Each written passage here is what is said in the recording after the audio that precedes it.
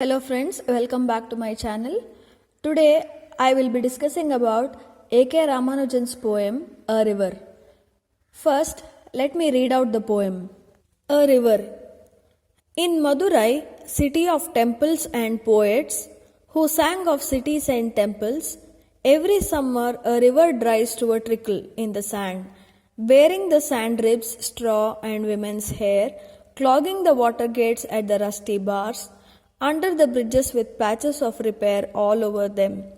The wet stones glistening like sleepy crocodiles, the dry ones shaven water buffaloes lounging in the sun. The poets only sang of the floods. He was there for a day when they had the floods. People everywhere talked of the inches rising, of the precise number of cobbled steps run over by water, rising on the bathing places, and the way it carried off 3 village houses, 1 pregnant woman, and a couple of cows named Gopi and Brunda as usual. The new poets still quoted the old poets, but no one spoke in verse of the pregnant woman drowned with perhaps twins in her kicking at blank walls even before birth. He said the river has water enough to be poetic about only once a year, and then it carries away in the first half hour 3 village houses, a couple of cows named Gopi and Brunda, and 1 pregnant woman expecting identical twins with no moles on their bodies with different colored diapers to tell them apart. A.K. Ramanujan, as a poet, was a very creative person and he was also an academician. He wrote in 5 languages: Kannada, English, Sanskrit, Telugu and Tamil. He was a translator as well as a poet, and he is known for the modern poetry that he wrote. His contribution is huge when it comes to Indian aesthetics and folklore. He was concerned about the decline of Tamil poetry. He had a genuine kindness towards the underdog, the poor, and towards women. This poem, A River, is about a river that flows through the ancient city of Madurai. Madurai in the poem is described as a city of temples. It has been sketched by a narrator who is visiting the city. The poem has an ironic reference to Madurai as a seat of Tamilian culture, which, according to the poet, is in a state of decadence. The poem is a sort of pointing fingers at the poets and their themes.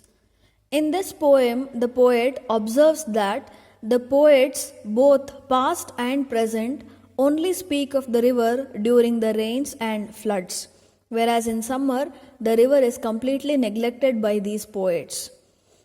The poem A River addresses the problems of self-absorption and stagnation in the writings of such poets. The narrator has observed that the river turns to a dry trickle during summer and it uncovers the sand ribs and the bits of straw and the women's hair that choke the rusty gates of the dam and the bridges. The water level being zero, the patches of repair on the bridges also can be seen. The narrator comments upon the other poets and says that they sing about the river only imitating the poets of the past and they do not see the river in the present. The river is said to be a source of inspiration for them only when it is in flood, and when the river is dry, the river is completely neglected. A.K. Ramanujan describes the coldness of the new poets as they fail to describe the harsh reality of the things and they simply romanticize the river, same like the old poets. He comments upon them saying that they simply follow the tradition of copying the ideas and ways of old poets and they do not create anything new, being poets themselves. A.K. Ramanujan compares the emotional sterility of the poets to the dryness of the river, which has water enough to be poetic only once a year, same like the river having enough water to be flood only once a year. Here are short answers for the questions on the poem River. Thank you.